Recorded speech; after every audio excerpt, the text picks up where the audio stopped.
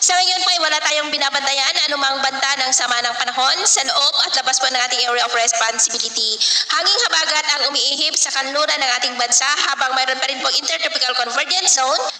na nag-extend po sa may Visayas at southern part ng Luzon. At sa ating long-range forecast, wala naman pong bagyo na namamataan na tatawid po sa ating kalupaan for the next 2 weeks. At sa lagay ng ating panahon, ngayong madaling araw po ay maayos ang panahon sa malaking bahagi ng bansa pero may chance pa rin ng mga isolated rains sa ilang bahagi ng Zamboanga, Dinagat Island, northern part ng Palawan, Mindoro Provinces, Marinduque, Calapan, Antique, Leyte, Hinubaan, Dumaguete, Estancia, Cebu, Bohol, Samar Provinces, Batangas, Quezon at Bicol Region. At mamaya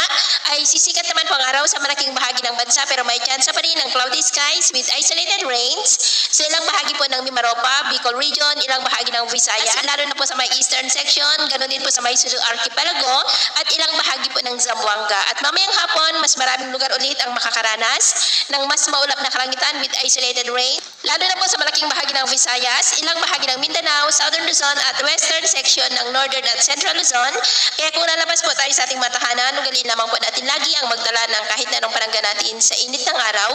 at proteksyon na rin po sa mga biglaang buhos ng ulan. At sa atin naman pong mga baybayin, wala na po tayong nakataas na namang gale warning signals pero may pag-ingat lamang po kung papalaot tayo para po mas makaiwas sa mga sakuna.